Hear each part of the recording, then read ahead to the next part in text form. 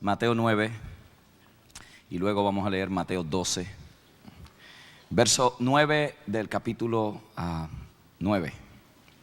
Quiero hablar del tema misericordia o sacrificio como parte de la serie El maravilloso Evangelio de la Gracia.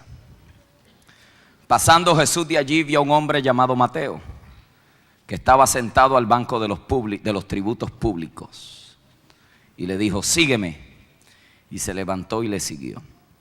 Y aconteció que, estando él sentado a la mesa en la casa, he aquí que muchos publicanos y pecadores que habían venido se sentaron juntamente a la mesa con Jesús y sus discípulos. Cuando vieron esto, los fariseos dijeron a los discípulos: ¿por qué come vuestro maestro con los publicanos y los pecadores? Al oír esto, Jesús les dijo: los sanos no tienen necesidad de médico, sino los enfermos. Id pues y aprended lo que significa: misericordia quiero y no sacrificio, porque no he venido a llamar a justos, sino a pecadores al arrepentimiento. Capítulo 12, verso 1 al 8. En aquel tiempo iba Jesús por los sembrados en un día de reposo, y sus discípulos tuvieron hambre y comenzaron a arrancar espigas y a comer. Viéndolo, los fariseos le dijeron: he aquí tus discípulos hacen lo que no es lícito hacer en el día de reposo. Pero él les dijo: ¿no habéis leído lo que hizo David, cuando él y los que con él estaban tuvieron hambre? ¿Cómo entró en la casa de Dios y comió los panes de la proposición, que no les era lícito comer, ni a él ni a los que con él estaban, sino solamente a los sacerdotes? ¿O no habéis leído en la ley cómo en el día de reposo los sacerdotes en el templo profanaban el día de reposo y son sin culpa? Pues esto digo que uno mayor que el templo está aquí. Y si supieses qué significa: misericordia quiero y no sacrificio, no condenaríais a los inocentes, porque el Hijo del Hombre es Señor del día de reposo. Apriétese el cinturón, que vamos a viajar. Este es el tercer mensaje en esta serie titulada El maravilloso Evangelio de la Gracia. Como establecí la semana pasada, mi objetivo principal es ayudarnos a entender el maravilloso regalo de la salvación por gracia, disfrutarlo, pero también exponer los sistemas castrantes que destruyen el gozo y la efectividad de la iglesia. En mi primer mensaje hablé sobre la salvación por gracia, cómo es que Dios, a través de Jesucristo, nos ha otorgado completa y segura salvación. En el segundo mensaje hablé de nuestra nueva identidad por causa de nuestra nueva posición, y allí vimos el efecto que tiene la justificación por la fe. Hoy les quiero hablar sobre el tema misericordia o sacrificio. Cuando usted hace y da un vistazo analítico a la mayoría de la predicación en nuestros tiempos, usted tiene que llegar a la triste conclusión de que la mayoría de ella no es otra cosa que humanismo disfrazado con religiosidad. Los proclamadores de este tipo de evangelio dicen: tienes que ser mejor, tienes que tratar más, tienes que estar más comprometido, tienes que amar más profundo, tienes que ser bueno, tienes que estar gozoso. De ahí mucha gente ha logrado la idea y ha acuñado la frase: ayúdate que Dios te ayudará. En otras palabras, tú tienes que hacerlo para que Dios se mueva contigo y te responda a tu iniciativa. El problema de esto es que para gente atrapada en una conciencia de pecado, tratando de hacer todo lo posible para ser libres y agradar a Dios, esto no es otra cosa que más leyes sin poder. Y la iglesia, a nombre del evangelio, le ha prometido muchas cosas a la gente, pero no le ha enseñado y no le ha dado la clave cómo lograrlas. Lo que le hemos ofrecido a la gente es más expectaciones, cumplir más reglas, observar más actividades, mantener más trabajo. El resultado de esto ha sido millones de creyentes desanimados y desilusionados que, no pudiendo tratar y encontrarle respuesta al tormento que los atormenta, terminan rechazando la iglesia y todo lo que Dios tiene para ellos. Como dijo un respetado y conocido predicador en Gran Bretaña, Roy Heyson, la mayoría de los mensajes son buenos avisos, pero no son buenas noticias. Qué contraste. Cuando vemos la vida de nuestro Señor Jesucristo y la calidad de vida que Él vivió por el resultado de lo que tenía dentro. Note que el Señor nunca fue víctima de sus circunstancias. Él escogió la vida que quería vivir, aún escogió la muerte que quería morir. Nunca fue atado por amargura, celo, odio, lujuria, temor o envidia. Nunca estuvo ansioso por su seguridad, ni preocupado por su posición. Nunca usó la manipulación o la coerción para lograr lo que quería. Con un simple sígueme, la gente dejaba lo que estaba haciendo y caminaban tras el maestro. Hoy la mayoría de la gente, si no es por un sentido de culpa, no se mueven. Predicadores sin escrúpulos que, no teniendo gracia suficiente, tienen que aterrorizar a la gente para que ellos hagan lo que ellos quieren que hagan. Cristo nunca accedió a manipular a la gente para que ellos hicieran lo que Él quería. Sanó al enfermo, echó fuera demonios y los amó a todos. Se conocía como el amigo de los pecadores. Y en su presencia los criminales y las prostitutas no sentían ninguna condenación. Se podía reír de la comedia de la vida y llorar al engaño que cegaba al ser humano. Aun cuando lo rechazaron, vivió sin egoísmo. Para él, su relación con el Padre era suficiente. Enfrentó al diablo personalmente y no fracasó, porque confió en la identidad y en la aceptación que su Padre le había dado. Sin haber echado fuera un demonio, sin haber sanado un enfermo, sin haber orado todavía, sin haber hecho los ayunos de la ley. Cuando se es levantado de las aguas bautismales, el Padre le dice: este es mi Hijo amado, en Él tengo complacencia. No había hecho un milagro, no había hecho una buena obra. Un niño común y corriente como cualquiera otro. No como dice la historia mitológica, que por causa de sus poderes y su deidad hacía palomas, soplaba sobre ellas y las echaba a volar. Eso es mitología. Cristo vivió una vida como cualquiera de nosotros en nuestra adolescencia. La diferencia que en Él había un deleite extraordinario por las cosas del Padre, al extremo que a los 12 años, mientras los doctores debatían la ley, allí Él estaba enseñándole el espíritu de la ley. Just a little bit different. Había una pasión que lo consumía. Nunca se atemorizó cuando enfrentó a Satanás. Aun cuando su cuerpo estaba débil, tuvo hambre. En 40 días de ayuno y oración, preparando aquel cuerpo. No era su espíritu, su cuerpo para la gloria. Lo enfrentó con plena confianza porque había escuchado la voz que había reconocido quién Él era. Yo le pregunto a ustedes hoy: ¿quién no quisiera esta clase de vida que Cristo vivió? Libre del control de las circunstancias y siempre un paso al frente de la vida. Si esto no es lo que la gente ha rechazado. La gente no ha rechazado este estilo de vida. Lo que la gente rechaza es el sustituto que se presenta como evangelio, que no es otra cosa que religiosidad. ¿Qué es religión? Religión es un sistema complejo y complicado de conceptos teológicos y requisitos de comportamiento. Pero eso no es el evangelio. El evangelio son buenas nuevas. En el evangelio se nos dice, Dios hablándonos: yo te quiero dar una excelente calidad de vida. No porque tú tratas más, o porque eres más bueno, o porque haces mejor, o porque dejaste esto o aquello. Yo simplemente quiero darte una mejor calidad de vida porque te amo y eres mi hijo. Esta calidad de vida que la Biblia describe como la vida eterna, diga conmigo: vida eterna, es más que cantidad de tiempo. La vida eterna comienza ahora, aquí, en este lado de la eternidad. ¿Por qué? Porque la vida eterna no es cantidad de tiempo, sino que tiene que ver con la calidad de vida. Es la eternidad de Dios metido en nuestra vida, que le da a nuestra vida un carácter de eternidad. Oh, God, help me. Muchos de ustedes están esperando morirse para ver si tienen vida eterna. Look at that gamble.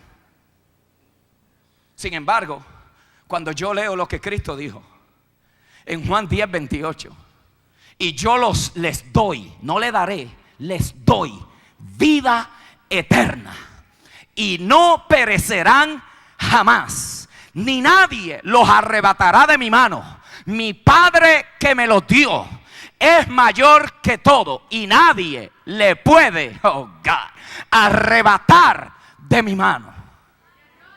Romanos 6:23.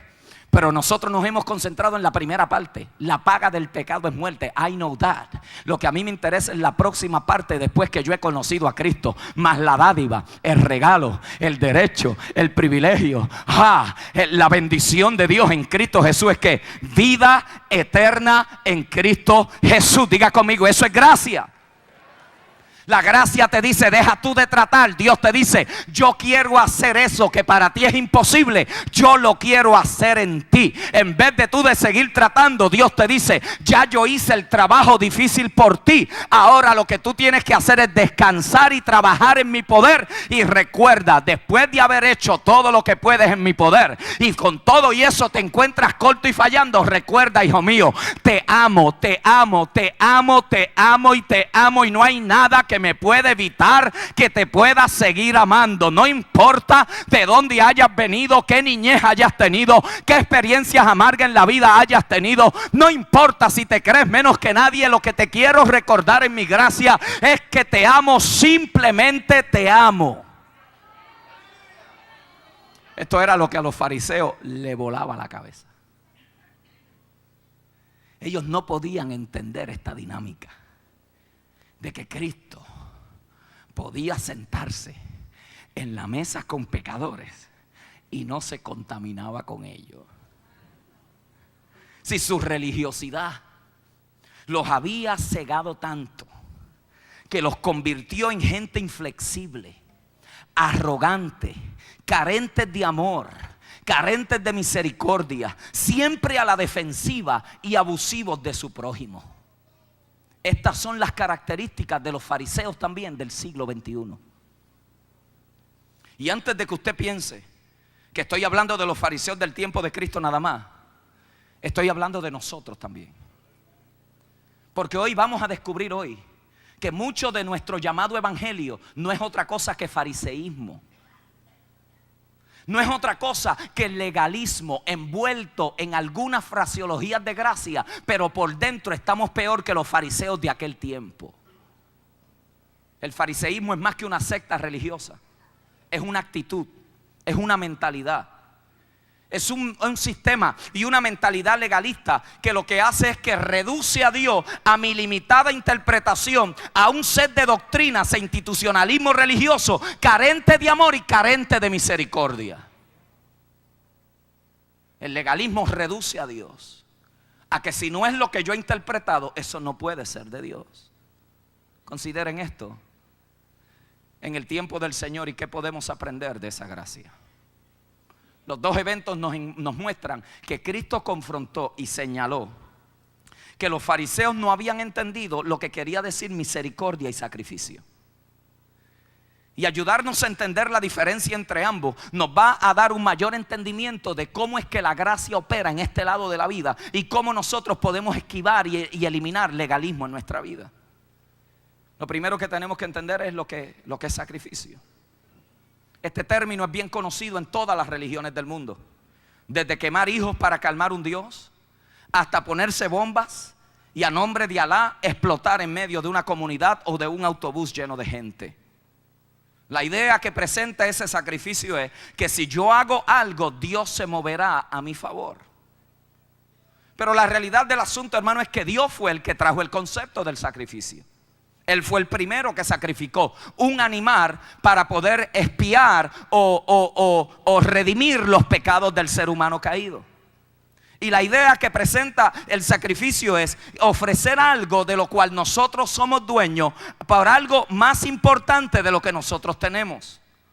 También se presenta la idea de ofrecer algo vivo para pagar los pecados y ganar así el favor de Dios en nuestra vida. Esa era la práctica religiosa del tiempo del Señor. Sin embargo, cuando usted entiende bien el concepto del sacrificio, nadie puede ofrecer un verdadero sacrificio porque Dios es el único que es dueño de todas las cosas. Nosotros somos administradores de lo de Él. Quiere decir que nuestro sacrificio siempre estará incompleto porque lo que tenemos no es porque somos dueños, es porque se nos confió. O algunos de ustedes produjo su propia vida. Algunos de ustedes producen su propio oxígeno. Lo que nosotros podemos ofrecer es simplemente en resultado a una respuesta porque algo se nos dio para tratar de calmar la ira de Dios. Y Dios, sabiendo que jamás yo podré ofrecer un sacrificio perfecto, Él dijo: yo mismo me ofrezco por ellos para que ese sacrificio sea completamente perfecto. Y por eso es que la Biblia dice que el sacrificio de Cristo pagó todos nuestros pecados y su sangre derramada selló mi salvación. Y la Biblia dice que sin derramamiento de sangre no hay perdón de pecados. El error de los fariseos fue que ellos pensaron que sus sacrificios en realidad pagaban por sus bendiciones. La mentalidad era esta: yo hago y Dios responde. Entonces, como ellos ofrecían el sacrificio correcto, pues ellos creían que ellos estaban bien. Como ellos seguían la ley bien estricta. Por eso en aquella parábola del publicano y el fariseo, cuando aquel va delante de Dios: yo doy ofrenda, yo ofrezco ayunos 2 veces en semana, mírame a mí. Y Cristo dice que se llegó otro diciendo: soy pecador, no puedo hacer nada por mí mismo, ayuda mi fe. La Biblia dice que aquel fue acepto y el fariseo fue rechazado, porque el fariseo había desarrollado la mentalidad. A nosotros nos pasa eso. Nosotros creemos que porque venimos a la iglesia los domingos, creemos que porque hacemos algunas disciplinas espirituales, algunos creen que porque diezman, algunos creen que porque oran, eso es lo que mantiene que Dios los acepta. Y eso es porque como hacen las cosas correctas, se creen que están bien. Entonces Cristo está diciendo: no, ustedes no han entendido la enseñanza que Dios quiso darle a ustedes a través del sacrificio. Porque el sistema sacrificial lo instituyó Dios, no para enseñarle a la gente que Dios se complacía en los sacrificios. Por eso hay instituciones religiosas que le dicen a su gente que si ellos maltratan su cuerpo, ellos de alguna manera van a ser aceptados y recibidos en Dios. Y ustedes los verán en Semana Santa caminando en saco, y los verán caminando de rodillas, y los verán caminando descalzos, y los verán haciendo rosarios y escapularios, y los verán a ellos ofreciendo promesas para que la ira de Dios se calme. ¿De dónde nace eso? De que no se ha entendido el sistema sacrificial, que ya yo no tengo que pagar un sacrificio por mi salvación, porque el sacrificio más excelente ya Dios mismo lo proveyó para que yo pueda disfrutar el regalo de la salvación. Ya no es que yo tengo que maltratar mi cuerpo y tengo que golpearme y tengo que lacerarme para calmar la ira de Dios que está enojado conmigo. Dios no está enojado con sus hijos. Dios ama a sus hijos. Dios ama a aquellos que han recibido el sacrificio de Cristo en la cruz del Calvario. Ellos no habían entendido que Dios no se complacía en el sacrificio. El sacrificio era solamente para mostrar lo serio que era el pecado. Y solo con el derramamiento de sangre inocente podía tratarse con el pecado. El hecho de que Dios recibiera el sacrificio era un acto de pura misericordia de Dios. Lo que ellos no habían entendido es que Dios actuó primero. proveyó el medio para ellos acercarse, pero no era para Dios complacerse de lo que ellos hacían, sino para que ellos entendieran que ante la santidad de un Dios puro, cualquier cosa no es aceptable. Y les da el medio, le ofrece el sistema, pero entonces eso fue misericordia.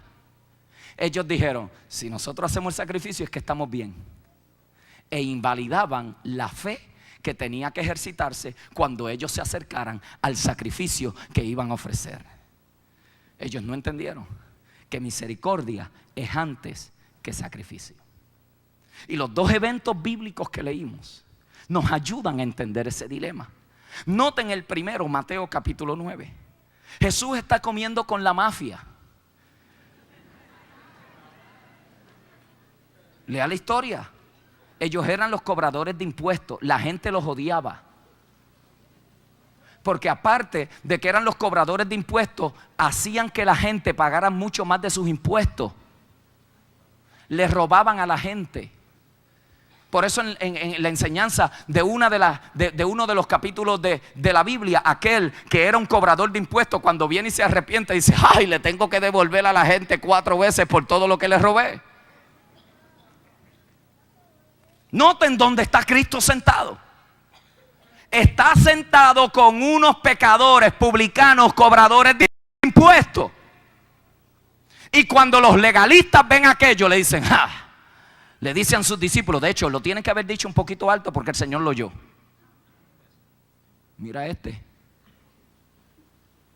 tan santo que se dice. Y míralo comiendo con publicanos y pecadores. Si para la mente legalista asociarse con un impío era una tragedia, aquello era inconcebible, que uno santo se sentara a comer con un pecador. Sin embargo, la respuesta inmediata del Señor nos deja demostrar cuál es la actitud de Dios hacia la vida. Y le dice, ¿no sabían ustedes que los sanos no necesitan médico, sino los enfermos? Nos lanzamos al capítulo 12 y allí vemos otro evento mucho más glorioso. Allí tiene la gente. Los fariseos están escandalizados, rompieron la ley. Los discípulos están trabajando el día de reposo. Y viene Cristo que le vacía la burbuja a todos los legalistas. Y viene y le dice, ¿no habéis leído cómo David? Acuérdese, usted tiene que entender el peso que esto tiene, hermano. Eso es más que una mera historia. Usted está hablando de David, está hablando del héroe del pueblo de Israel. Está hablando del cantor, está hablando del salmista, está hablando de aquel que ellos esperaban que de la simiente de David viniera su libertador. Y viene Cristo y le dice, ¿no habían leído ustedes que David entró al templo? Y no solamente David, entró con mucha gente más. Y comieron de lo que no era lícito comer, de los panes de la proposición. Y no tienen culpa. ¡Pah! Le vació la burbuja. Y para ponerle más presión en la llaga, viene y le dice, ¿y no habéis leído cómo vuestros sacerdotes profanaban el día de reposo? Y viene y le hace una coma. Hasta las comas en la Biblia tienen sentido. Y le dice, ¿y son sin culpa? Y viene y le dice otra vez, basado en el libro de Oseas, que es de donde sale la declaración. Viene y dice, ¿no habéis leído? Misericordia quiero y no sacrificio. ¿Qué nos enseña estas dos historias, hermanos? ¿Qué nos puede enseñar estas dos historias acerca de nuestras actitudes legalistas que muchas veces nosotros tenemos y no nos hemos dado ni cuenta de ellas? Hay 3 conceptos que se desatan de esta actitud de los fariseos del siglo de Cristo y de los fariseos del siglo XXI. La primera actitud y concepto que se desata es el concepto de evitar a los pecadores. Sí, los fariseos desarrollaron esta filosofía. Las tinieblas derrotan la luz. Lo sucio siempre contamina lo limpio. La muerte es más fuerte que la vida. El pecado arruina la justicia. O hay gente que sabía cómo lavar platos por dentro, no sabían cómo lavar corazones. Estaban tan expertos en lo exterior, en lo riguroso de la ley, que habían perdido de vista el espíritu de la ley. Hoy el legalismo es igual. Esta mentalidad lleva a la gente a evitar a los pecadores. Usted quizás vino de ahí, no se me esconda. Le dijeron que si se reúne con pecadores se contamina. Lo sacaron de la sociedad, lo metieron en un templo a cantar coritos, me voy con él. Mientras todo el mundo a su alrededor se pierde. Mientras la gente cuando usted llega ni se ríe con ellos, porque ellos no son dignos de su sonrisa. Los escuchamos. Yo quiero cambiar de trabajo porque allí lo que hay son pecadores. Y yo quiero estar en un lugar donde todos seamos creyentes. Qué lindo y religioso suena eso. El único problema es que es fariseísmo. El único problema. Nos hemos oído. Queremos hacer comunidades cristianas donde todas las residencias sean hijos de Dios. Qué lindo, ¿verdad que se oye lindo eso? El único problema es cómo nos vamos a ganar al mundo nosotros siendo la luz. El único problema que hay con eso es que es una violación pero tangible de lo que Cristo dijo: yo los envío a vosotros en medio de las tinieblas. Ustedes son la luz del mundo y son la sal de la tierra. Guess what? Muchos de ustedes se sienten tan incómodos alrededor de los pecadores que no saben ni hablar. Lo único que tenemos es idioma religioso. Amén, gloria a Dios, aleluya, bendito sea el nombre del Señor. No le podemos dar una respuesta a la gente, hermanos. ¿Por qué? Porque nos han sacado. El legalismo te ha metido dentro de templos. Y llegas a un lugar y no sabes ni cómo comportarte. En vez de estar seguro de quién tú eres en Cristo. En vez de tú saber quién tú eres en el Señor. En vez de tú estar confiado en lo que Dios ha dicho de ti. Mira lo que muchos han llegado a creer: que los demonios de ellos se me pasan a mí. ¿O acaso la Biblia no dice que mayor es el Espíritu de Dios que está en mí que el que está en ellos? Fariseísmo. Fariseísmo. Fariseísmo. Legalismo del siglo XXI. Esto llega a otros extremos. De que yo no me puedo asociar con gente que no se parezcan a mí, que no hablen como yo y que no vistan como yo. ¿Ves? Entonces eso era lo que los fariseos hacían. Dijeron: Cristo comiendo con los pecadores. Imposible. Los discípulos se tienen que haber preguntado: wow, es verdad, porque nosotros somos igualmente legalistas como ellos. Pero este tiene algo que los pecadores no lo contaminan. Este tiene algo que calla a los pecadores, por lo que él dice es mucho más fuerte que los pecadores lo que le tienen que decir. Sí, el problema es, mi amado hermano, que ese no es el evangelio de Cristo. Nos hemos concentrado tanto en evitar el mal que tampoco hacemos el bien.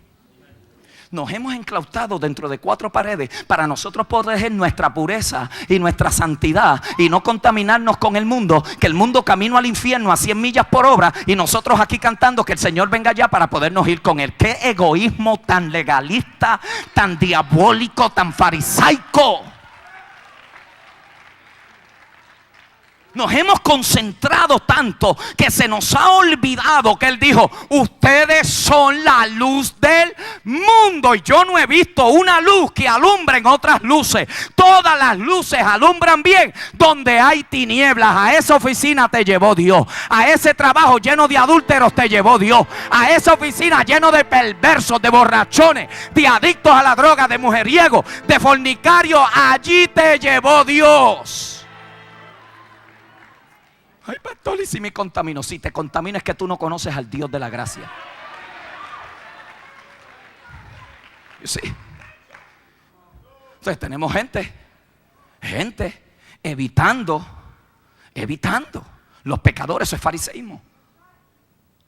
Porque qué fácil es de aquí dentro condenar lo que ellos hacen afuera. Qué fácil, ¿ah? Eso es un guame. Y los pecadores perdidos en el mundo. Pero cuando llegas al banco no le das una sonrisa de amor. Que eso es fácil. Y no te contamines, que el pecado mancha a la gente. Pero no te doblas a tocarlos. Eso era lo que hacía Cristo, tan diferente. Ustedes son la luz del mundo, pero no solamente son la luz, son la sal de la tierra.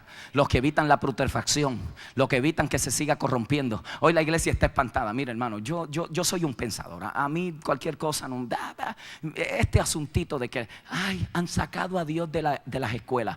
When was the last time that God was kicked out of a place? Cuando ese asunto, ¿de dónde nosotros nos hemos sacado eso? ¿Sabe de dónde nos hemos sacado eso? Que nosotros preferimos defender nuestro institucionalismo y en vez de decirle a la gente, Dios no está en mi institución, Dios está dentro de ti. A Dios no lo sacarán jamás de las escuelas, porque mientras haya uno de nuestros hijos... No entiende. Daniel, esto se está entendiendo como se debe de entender. Sí, esta idea de que tenemos que hacer revueltas para que metan a Dios otra vez a las escuelas es no haber entendido dónde es que Dios está en primer lugar. Miren qué ridiculez decir, mire, el mundo dirá, bendito que pobrecito el Dios que a esta gente le sirve, que con una simple ley ya Dios salió de la escuela. ¡Wow!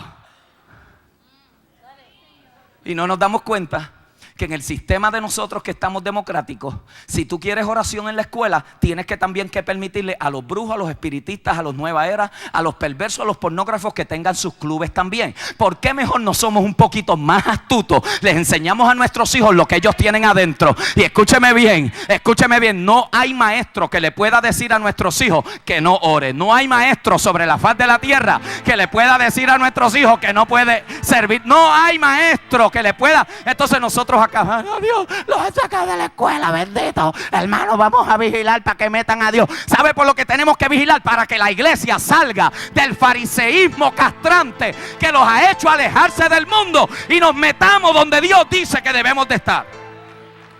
Somos la luz. Somos la luz. Y la luz aquí dentro no brilla. La luz brilla allá afuera. La luz brilla en el banco, la luz brilla en el trabajo, la luz brilla cuando tú estás ahí con ese montón de inconversos, trabajando ahí en esa máquina pesada, hablando sucio. Cuando tú le das testimonio, ellos dicen, perdóname porque no te había notado que tú estás ahí. Sí, pero si te ríes de sus chistecitos y eres una cosa en la iglesia y otra cosa con ellos, y te ven allá bebiendo y fumando y con mujeres con ellos y después te ven aquí dentro, eso no es testimonio para nadie. Pero cuando Cristo está metido adentro por el evangelio de la gracia, ellos tienen que darse cuenta que en ti hay algo diferente. ¿Saben lo que ellos vienen a hacer después? I was there before. Mira, yo sé que tú eres religioso, pero estoy pasando por un divorcio. ¿Usted oraría por mí?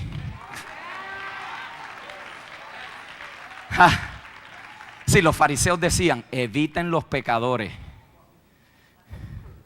la gracia dice, camina entre ellos, porque tú sabes quién eres, tú sabes lo que tienes, tú sabes lo que se te ha confiado.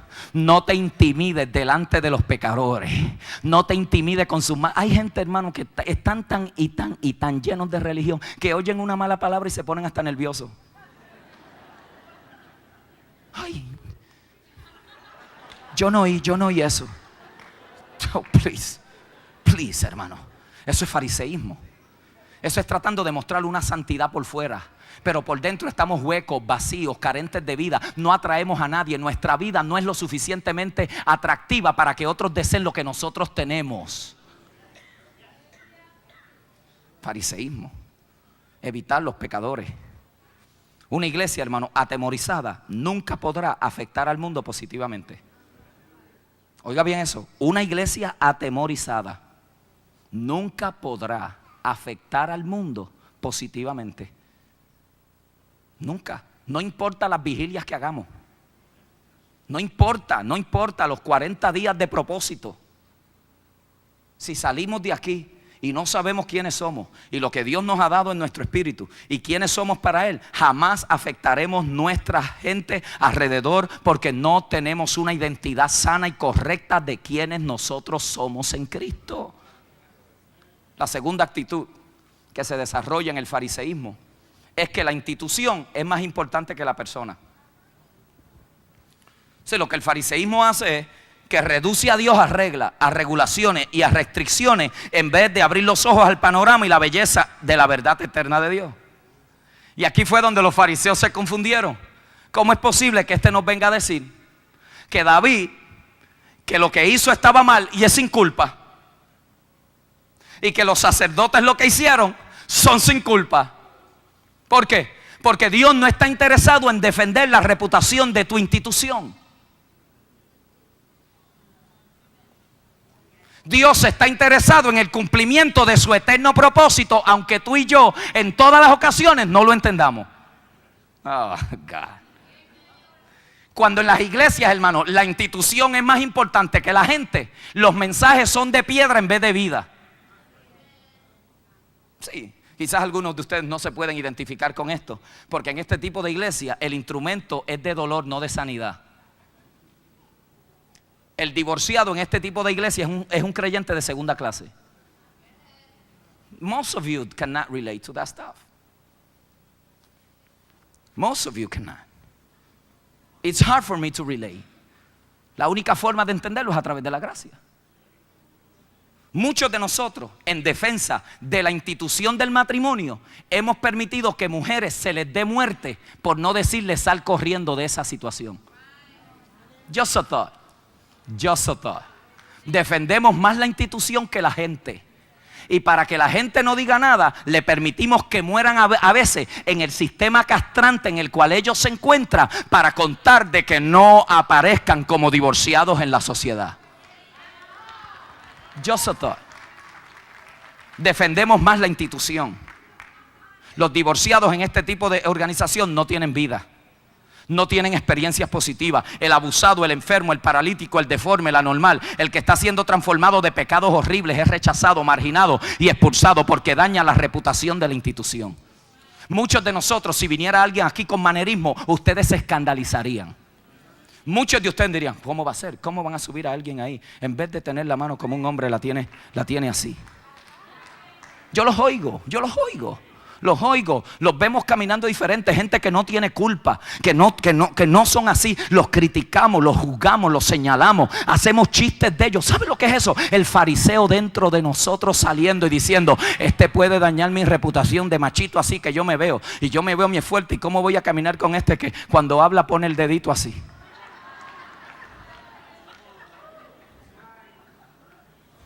Se nos sale.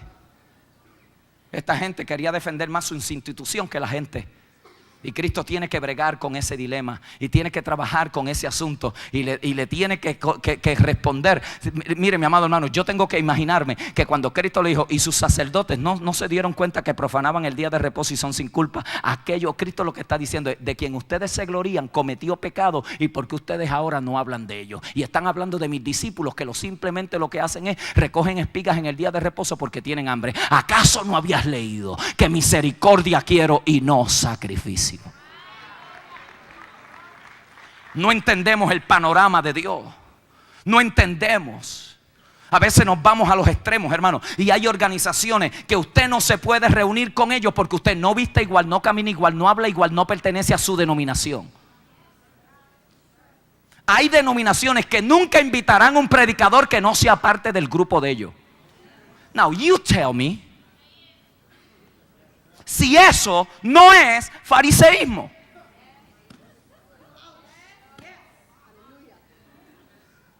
Preferimos lo nuestro nada más que entender que Dios puede usar gente que no son de tu grupo, Y muchos de nosotros, ¿sabe cuál es la gloria de muchos de nosotros? Yo vivo orgulloso de haber sido bautista, de haber sido presbiteriano, metodista, pentecostal. Honramos más la organización que a la gente que le servimos. Honramos más lo que representamos que quienes somos en Cristo. Y algunos se van al extremo. Si no eres nuestro, yo recuerdo cuando estábamos buscando templo, cuando empezamos la iglesia, iba a algunas iglesias. ¿Sabe cuál era la condición? Tienes que ser luterano para prestarte las facilidades. ¿Te acuerdas, Miriam? Óigame, yo estaba flaco así, pelú, y yo no entendía bien esas cosas, men. Si yo hubiera entendido, yo lo que decía, pero si lo único que yo quiero hacer es honrar a Dios, y tengo que ser de esto. Yo no entendía, Daniel. Pero me di con un pastor episcopal. No le ponga label a todo el mundo. Hay gente de Dios en todos lados. Cuando usted y yo lleguemos a la presencia de Dios, se nos va la quija va a ser así. Tú estás aquí. ¿Cómo tú llegaste aquí? Tú llegaste acá. Y cuando usted empiece a buscar quien usted creía que debería estar, me di con este pastor episcopal, me acuerdo, nunca se me olvidará esa experiencia porque marcó mi espíritu. Y fuimos a hablar con él cuando la iglesia estaba empezando a crecer. Y los salones en la iglesia metodista se habían hecho pequeños y necesitábamos, cuando aquel tiempo estábamos con los Royal Rangers y la misionerita y todo este ministerio que estábamos desarrollando. Y recuerdo que fuimos a hablar con ellos para que nos prestaran el local, para que nos permitieran usar la iglesia episcopal. Y el pastor episcopal viene y me dice: fíjate, nosotros estamos buscando un ministro hispano para que venga a trabajar con la iglesia episcopal. Pero ya que Dios los está usando a ustedes para alcanzar la comunidad hispana, yo creo que no tenemos que reproducir lo mismo. Brother, blew my mind. Ahí sí que yo no esperaba esa respuesta. Y me dice: como yo sé que ustedes están pasando por aquí, porque yo le había dicho que tenía los planes de construcción y todo, me dice: yo voy entonces a detener el buscar un pastor hispano que venga a trabajar aquí y les vamos a permitir usar las facilidades nuestras, porque yo quiero estar en lo que Dios está bendiciendo. Yo dije: my God, my God, my God. Este hombre entendió que la institución no es lo más importante. Lo que es más importante es dónde Dios está trabajando, con quién está trabajando, a quién, a través de quién está trabajando. Esto era lo que los fariseos no podían entender. Se les volaba la cabeza tratar de entender que Cristo podía sentarse con los pecadores, con los publicanos, y a Cristo no le importaba lo que la gente dijera de él, porque él sabía quién él era, y su institucionalismo nunca evitó que él se acercara a los que tenían necesidad. Y por último, tercer concepto que desarrolla esta mentalidad legalista es que reduce la relación con Dios a una fórmula. Reduce la relación con Dios a una fórmula. El legalista dice que para enfatizar la gracia, lo que uno hace es dándole a la gente licencia de pecar. I'm not going to answer the question que muchos de ustedes vienen a buscar respuesta el domingo y no están oyendo el mensaje por buscar la respuesta de la interpretación que ustedes quieren que yo dé. I'm not. I'm going to let you think it through. Y en vez de tener una respuesta liviana, se pierde el que está pecando. I want you to think about it. Porque vienen a buscar la respuesta y no escuchar la voz de Dios en el mensaje. So I want you to think about it. Search it. Look into it. Ask God. Y si su opinión difiere de la mía, lo que importa es que nuestro Salvador es el mismo.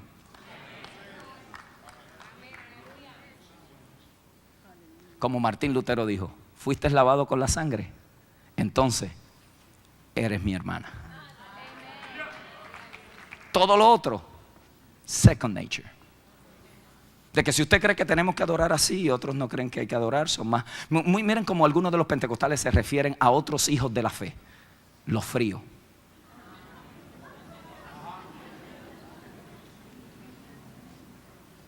Los fríos. A esa gente lo que le falta es el espíritu. Dígale eso a Billy Graham. Dígale eso a Billy Graham.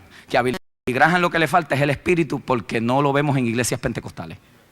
Dígale al hombre que más almas se ha ganado en la faz del planeta Tierra y en la historia del evangelio de Jesucristo. Dígale que él no tiene pasión.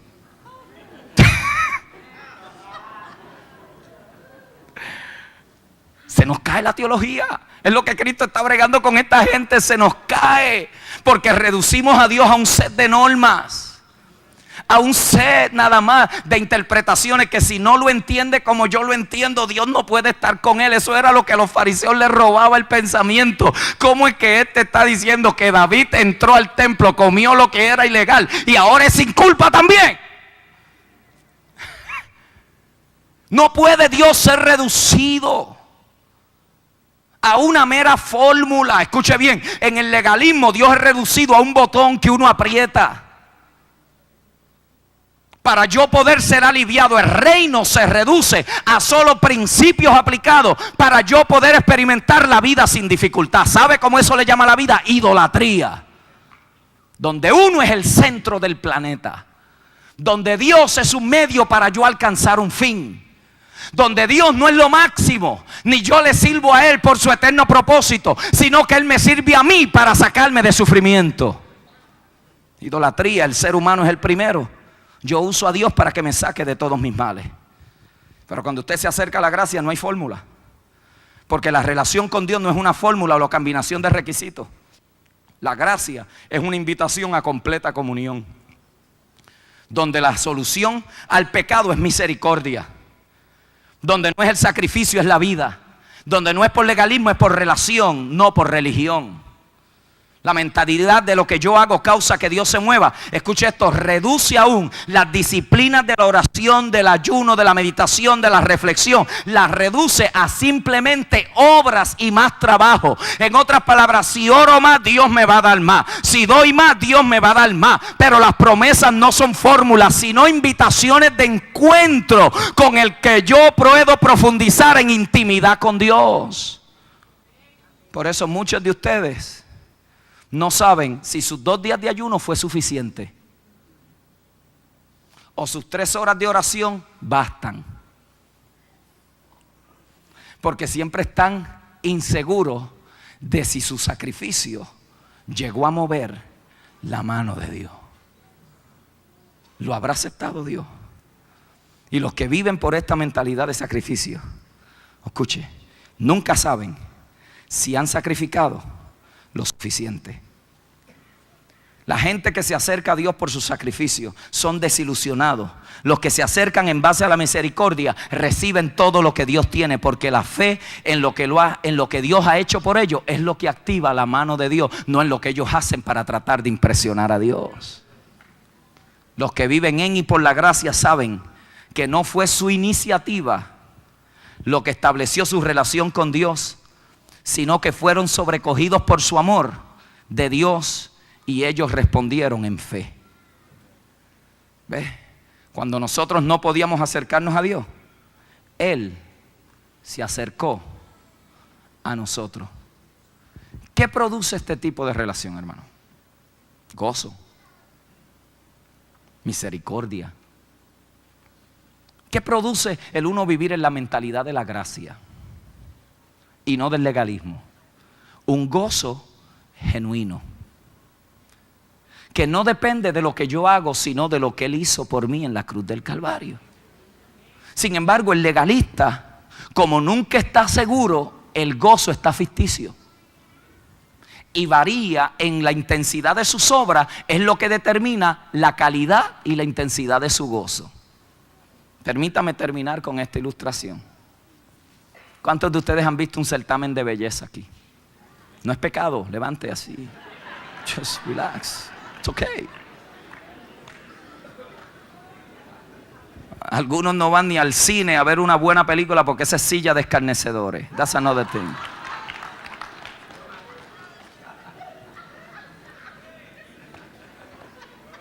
Relax, man. Enjoy life. It's bigger than that, believe me. It's bigger than that.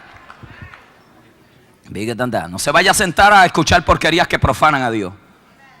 No, there's good movies out there.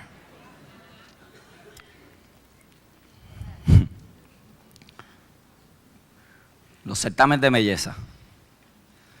I've seen a few. Giselle le gusta verlo. Y antes de que digan la ganadora, ya ella sabe cuál es. Tiene esa habilidad de... Eso se llama discernimiento. Pero ustedes han visto los certámenes de belleza. Están las 50 finalistas. Están todas ahí. Ellas han hecho todo lo que han podido. Están wow. Todo el mundo está ahí listo. Pero siguen eliminando gente hasta que llegan a las últimas 3. Cuando llegan ustedes a las veces se cogen de la mano. Have you seen that? Have you seen that? Yo le aseguro que ellas lo que están diciendo que voten a estas dos, para que me dejen a mí. That's what they're saying. They're not that happy. Que voten a estas dos. Third runner-up. Y mencionan el nombre. Y aquella.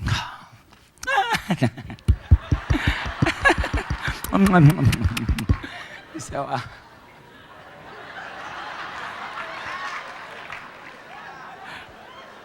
Están las últimas dos. Todo el mundo está, uno está acá. ¿Quién tú crees, Yane, que es? ¿Quién tú crees?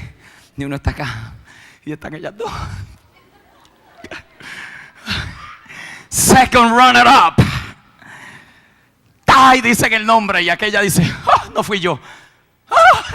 Y ahí le da el abrazo a la que ganó. Y usted la ve.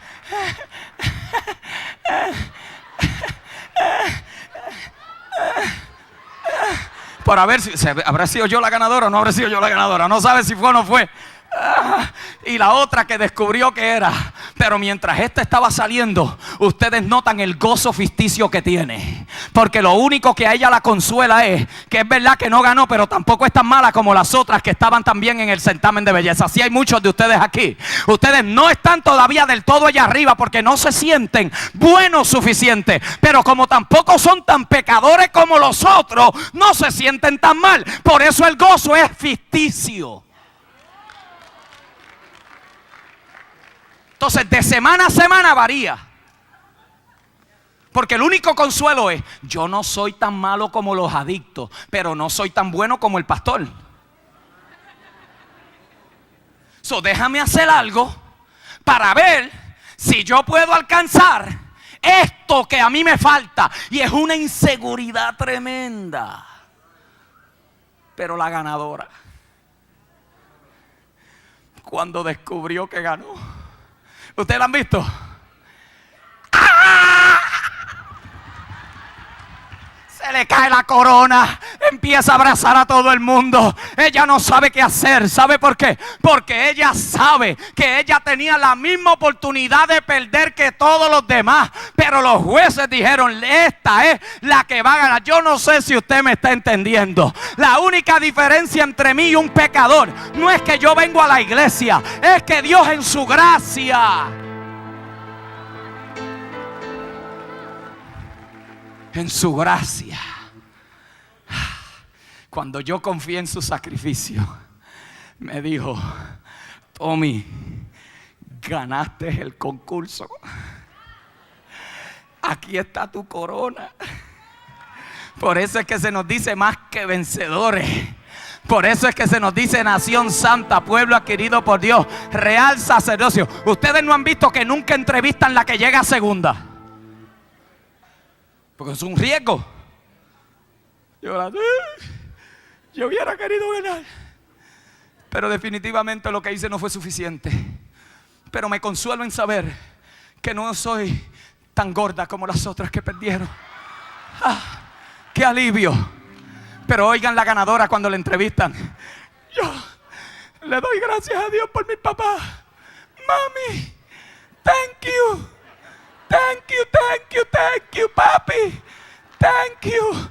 Judges, thank you, judges, thank you. All of you that voted for me out there, thank you. Ustedes no la oyen que ella dice, yo se supone que ganara porque el cuerpo mío es el mejor. No, otros tenían el cuerpo mejor que ella. ¿Sabe por qué ella ganó? Por pura gracia, baby.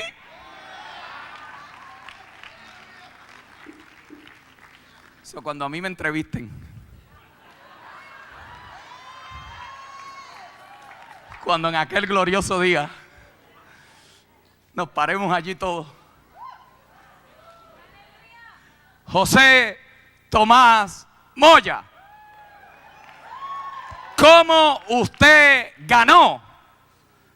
Thank you, Father. Thank you. Because I didn't know what to do. I had the same chant that everybody else. But in your grace, en tu gracia, no fue lo que yo hice, porque otros lo hicieron mejor que yo. Fue lo que tú hiciste por mí en la cruz del Calvario. Thank you, Lord. Thank you. Thank you, Lord. Thank you. Y allá se le ocurrirá a un legalista que se filtró a decir, hey, pero él no llegó aquí porque pastoreaba una iglesia grande. Hey, yo creía que él llegó porque le gusta orar al tipo y ayunar.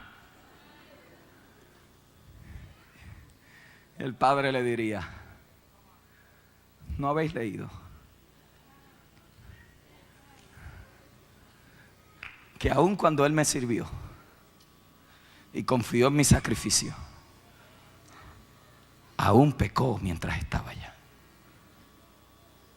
¿No habéis entendido que es por misericordia y no por sacrificio?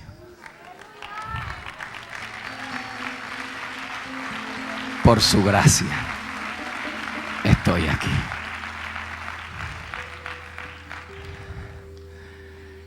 Señor, con razón Pablo decía, no me gloriaré, sino en la cruz de Cristo. Porque cada vez que yo miro la cruz, ahí se supone que yo hubiera estado. Los 39, 40 latigazos eran para mí. La corona de espinas, yo me la merecía. Los clavos hubieran sido mi castigo. La lanza hubiera traspasado mi costado. Con razón Isaías decía, Él llevó el castigo de nuestra paz, y por su llaga fuimos nosotros curados. Señor, perdóname por haber creído que yo podía ganarme esta gracia. Lo único que puedo hacer y lo único que me queda hacer es descansar en lo que tú hiciste. Porque aún en mi debilidad, tu gracia me sostiene. Yo gané, no por lo que hago, sino porque confío en lo que Él hizo. Y lo que Él hizo nunca se comparará con lo que yo pueda hacer. Por eso no me voy a pecar, porque jamás podré ignorar el sacrificio, que costó esta grande salvación. You decide. Si en la gracia no hay más responsabilidad que en la ley. So it's not as easy a que si pecas te quedas o te vas. Porque ¿qué pecado te hace quedar? ¿O qué pecado te hace ir? ¿O acaso los pecados se miden menos ofensivos o más ofensivos? No cambió Cristo el significado de lo que es pecar. Habéis oído que se os dijo: el que tomare la mujer de su prójimo comete adulterio. Pero yo os digo, el que la codiciare en su mente.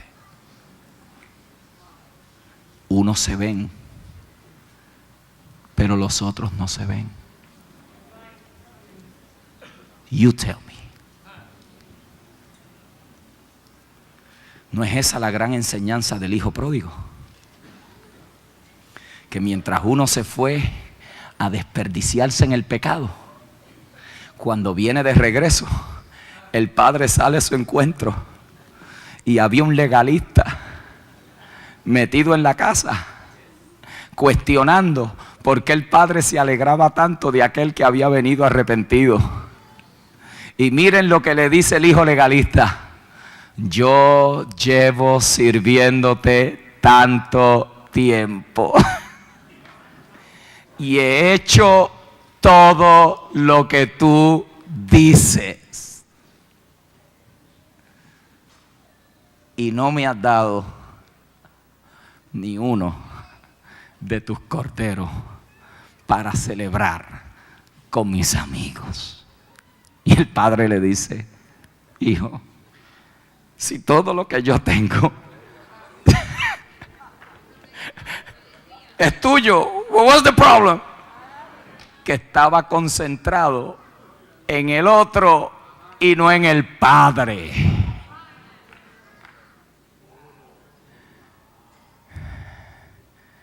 Esto es por gracia, hermano. Si lográramos entender esto, esto es por gracia.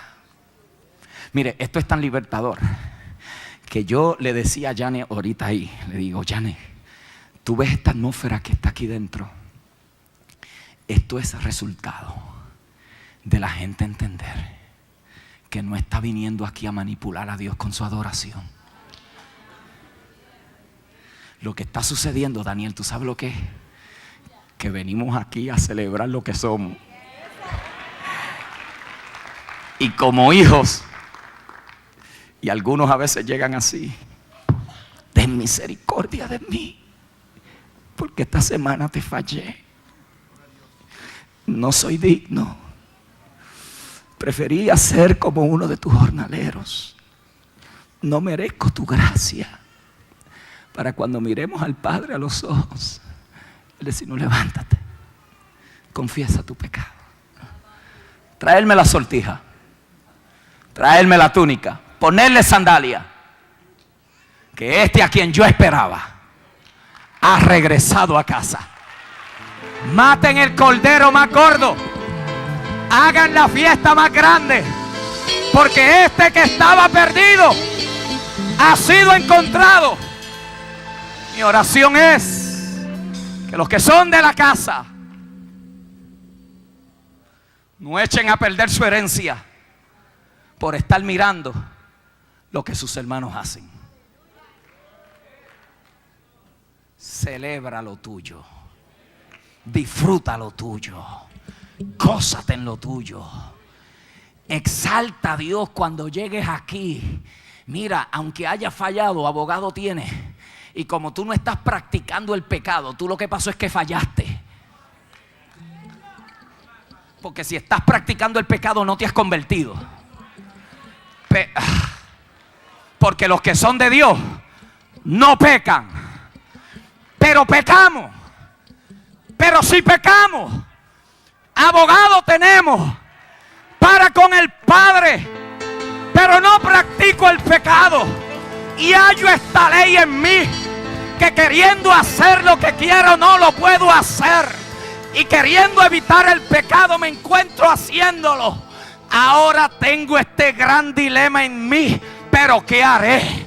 Con mi mente le serviré a la ley de Dios, pero con mi espíritu me aseguraré que el pecado ya está condenado en la carne. Y el apóstol concluye diciendo: gracias a Dios por Jesucristo. Gracias a Dios por Jesucristo. Ay, hermano, gracias. A Mark, no ha sido su gracia, Mark. Lily, no ha sido su gracia.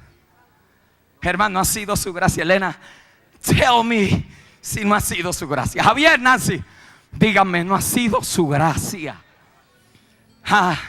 No ha sido su gracia. Total. Cuando menos creíamos, cuando más vacíos estábamos, cuando más confundidos nos encontramos, cuando más legalistas fuimos. Con todo y eso, su gracia, su gracia. Cuando yo me creí mejor que otros pecadores, ¿sabe lo que hizo la diferencia? Su gracia, su gracia, su gracia nos ha sostenido. So it's not that easy. Enjoy it. And if you still have the sin mentality, come next week.